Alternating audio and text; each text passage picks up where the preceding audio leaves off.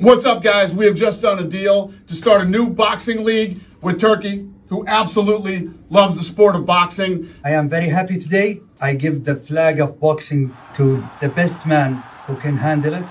He have a tough job now, but I am sure he will be delivering to the people and the fans the magnificent league and get boxing great again. Alright, so this week Dana White and his sugar daddy Turki Al-Sheikh announced a monumental undertaking in the form of TKO Boxing. And much unlike almost all of his other business ventures, I do think that this one is going to be a success, but trust me, it's not because of Dana. Because if we take a look at his history, Dana kinda has an abysmal track record when it comes to keeping his businesses afloat. He undeniably struck gold with the UFC, but even then, I think the credit that he gets for growing the UFC into the behemoth that it is now is pretty overblown, and there's two guys in particular that I think did way more when it comes to making the UFC the UFC. And yeah, I'll be talking about all this and more throughout this video. Let's start off with all of his failed businesses, beginning with the biggest and most obvious one, Zuffa Boxing. This was supposed to be his grand entrance into the world of boxing, and after announcing it in 2017, he would boast and posture that Zuffa Boxing was going to be a massive success and that he was going to fix all of the problems that existed in the sport. Summer, you spent a lot of time talking to the media about the potential for Zuffa Boxing. What can you give us in terms of an update on that? Yeah, so I've hired a guy to come in and run the boxing side, and actually over here on the other side of my office, the construction is going on right now. We're building offices and a war room and all the things that we're gonna need for this thing to start running in October. He even started wearing Zuffa Boxing t-shirts everywhere, acting like he had the whole thing figured out already. However, in 2020, he announced an indefinite pause from working on Zuffa Boxing because the sport as a whole was, quote, broken and screwed up.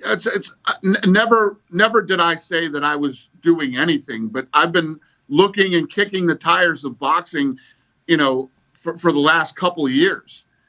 And the reason you've never seen me do anything is because that's how screwed up and broken it is. Zuffa Boxing died before it even started. Not a single event, not a single fight, not a single major signing. It was all just empty promises. And look, I get it. Boxing is a mess. You've got a million different promoters, sanctioning bodies, and networks all fighting over control, making it nearly impossible to organize big fights. But the fact that he really thought that he was going to waltz into boxing and magically fix everything really shows that he's more delusional than we all thought. Like, this guy seriously thought that because he was a part of making the UFC as big as it was, then he would solo fix all of the generational issues in the world of boxing. The sport chewed him up and spit him out before he even got started. On a similar note, let's talk about Dana's failed reality boxing TV show from 2014 called The Fighters. This was a catastrophic disaster that not only was a personal embarrassment to him, but it also damaged his relationship with Fox and Warner Brothers Discovery, as this was during the Fox era of UFC broadcasting. The premise of the show focused on amateur boxing in Boston and was meant to be a raw, gritty look at the sport. White actually teamed up with Craig Piligian, who was the producer for The Ultimate Fighter and Dirty Jobs, and let's just say that Craig's trust in Dana's vision was misplaced. That's because The Fighters survived for all of one singular episode before it was unceremoniously canceled by Warner Brothers Discovery due to absolutely terrible viewership ratings. In its premiere episode, it garnered an utterly dogshit 385,000 viewers, which was so below already low expectations that the studios killed the show immediately. And if you want me to be honest, I'm not surprised in the slightest. First off, boxing reality shows have been done many times before, and based on reading reviews of the show when it aired, The Fighters didn't provide anything new or interesting that would compel returning viewers. Also, the fact that the show followed amateur boxers based in Boston was just not a strong selling point because literally nobody knew them and nobody cared about their careers. And I'm not gonna lie, this seems like a glaringly obvious issue with the show that I'm baffled that Piligian didn't realize prior to starting the project. But I guess that given the success of working with Dana on The Ultimate Fighter, he must have had faith in the guy, but as the old saying goes, lightning never strikes twice. Shortly after, when he was asked about the cancellation, Dana put all of the blame on Warner Brothers Discovery and complained that they did nothing to promote the show, whereas he, quote, promoted the shit out of it.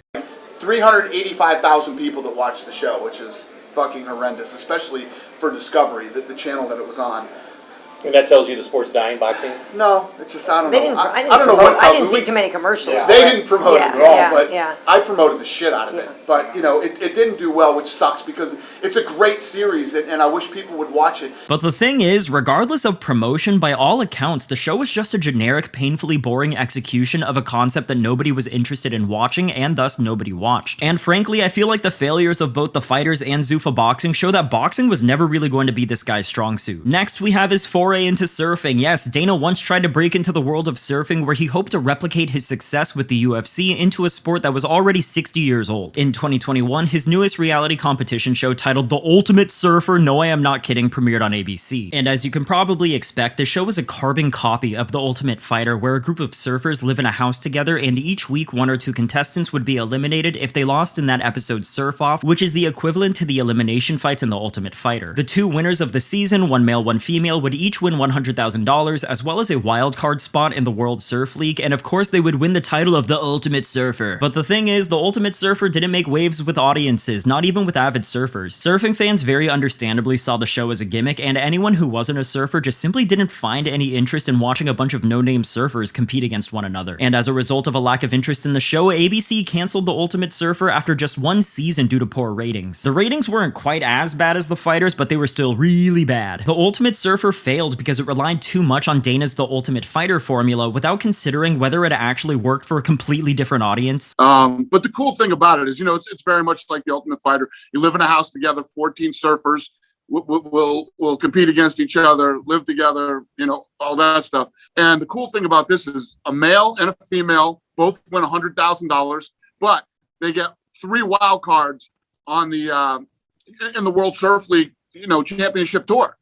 Yeah. So much like the UFC, these guys get a contract with the UFC. You can continue to watch them fight in the UFC. You can continue to watch these kids surf in the championships to see how they do in World Surf League. This is just another example of him thinking he could branch out beyond combat sports, only to realize that outside of the UFC, his magic touch disappears very fast. Now, of course, we have to talk about Power Slap, and some of you guys might be saying, oh, Power Slap is literally the biggest sport in the universe. It has more followers than every other sport combined. And although Power Slap actually launched, much unlike Zuffa Boxing, and although Power Slap has survived past a year, much unlike The Ultimate Surfer or The Fighters, that does not mean it's a success. For example, the Power Slap YouTube channel peaked in terms of views and subscribers last March and has been trending downwards ever since. Their Instagram has slowed down massively in the past 6 months as well. And if you don't believe me yet, earlier this month, Power Slap signed a new YouTube exclusivity deal powered by a sponsorship with VeChain that's paying Power Slap $76 million over the next 6 years. That might sound good, but that's actually less than half of their previous exclusivity deal with Rumble, which was $30 million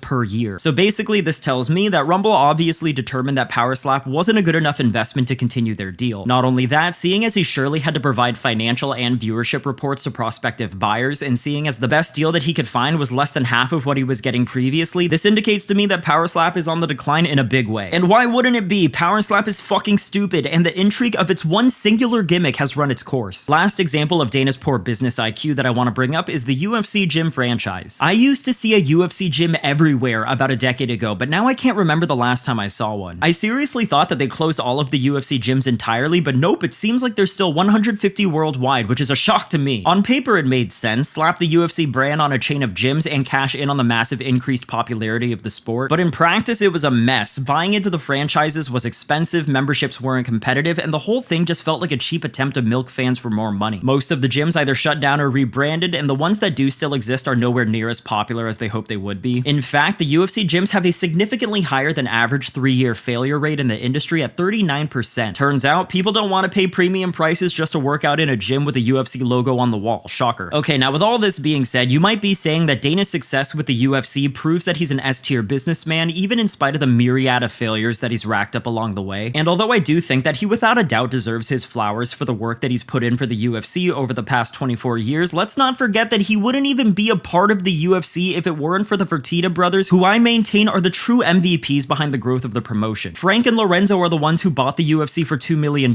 not Dana. They only appointed him to be the president of the UFC because they were all friends since high school, which is crazy convenient, and because he was already managing some of the fighters like Chuck Liddell and Tito Ortiz. Frank was one of the founders of Zuffa, which was a direct link to getting the UFC on Spike TV, which is how many fans discovered the UFC in the first place. Lorenzo was the CEO of the UFC, whereas Dana was the president, so ultimately he had more pull in business decisions over Dana. Not to mention, the Fertittas were already outrageously wealthy because their families own a couple of Vegas casinos and they also have mafia ties, so they were able to leverage their connections and influence in order to get UFC events hosted at other Vegas casinos for a good deal. Now, I'm not saying that he didn't do anything during the Fertitta era of the UFC, but I really believe that his contribution to the company during this period of time is grossly overvalued by most people. I'm sure he handled the matchmaking and some aspects of the fighter negotiations, and of course he was the public-facing representative, but he is not the UFC Jesus that he thinks himself as. If it weren't for the Fertittas gifting him his job, this guy would still be teaching Thai Bo to middle-aged moms. The Fertittas provided the capital, the connections, and the competency needed to grow the UFC into a billion-dollar business, and even though Dana definitely did the things that he needed to do, let's not pretend like he was calling the shots here. I mean, he's not even calling the shots now, Ari Emanuel is. And to bring all of this together, now that he's formed a business relationship, and maybe even more, with Turki Al-Sheikh, he now has a new sugar daddy to bankroll his new business venture in TKO Boxing, where the likelihood of failure is pretty slim due to the simple fact that they have an endless amount of Saudi Arabian money to throw at the problem. And with the amount of money that Turki can invest into TKO Boxing, there is no limit to fighters that they can sign, and there is no venue in the world that they can't book in order to put their name on the map. And sure, Dana's going to have to do a lot of work in terms of negotiating with fighters and assembling the right group of people around him, but much like when he joined the UFC, the hardest part of all of this was already done for him. He didn't have to raise money, he didn't have to find investors that were willing to fork up an ungodly amount of capital in order to create a legitimate worldwide boxing promotion. The money came to him. Turkey, and to a greater extent the nation of Saudi Arabia, are so dead set on developing a presence in every aspect of entertainment, and they effectively have a blank check to make it happen. These are the same guys that footed the bill for UFC 306 at the Sphere when Dana came crying to them for help. They will clearly do whatever it takes and spend however much it takes for them to reach their goals. And when it comes to Dana, I'm sure that he's going to do just fine in growing TKO Boxing, I really am. With all that Saudi money, it'd be a much bigger shock if this project crashes and burns, but I just feel like there's no way that's a realistic possibility. As long as he isn't a complete and utter idiot and hires the right people to surround him and guide him in making the right decisions, TKO Boxing will get to where they want it to be eventually. And in 25 years, when this promotion is an established organization in the world of premier boxing, the world is going to once again look at Dana White as some sort of business genius who single-handedly grew everything out of nothing, much like what they think with the UFC. But the people who are really paying attention and have been paying attention will know the real truth. This guy has only succeeded when dudes who are richer than him and have better business knowledge than him are backing him. But when left to his own devices, we can use Zuffa Boxing, the fighters, the Ultimate Surfer, and Power Slap as proof that this guy isn't the tycoon with a touch of gold that the world sees him as. Anyways, that is the video for today. Definitely let me know what you think about Dana's business prowess. Do you think he's a fraud that won the lottery? And do you think TKO Boxing can be a powerhouse organization? As always, if you like the video, then like the video, and if you haven't subscribed to the channel yet, please do so. I appreciate you for watching, and I'll see you on the next one. Bye.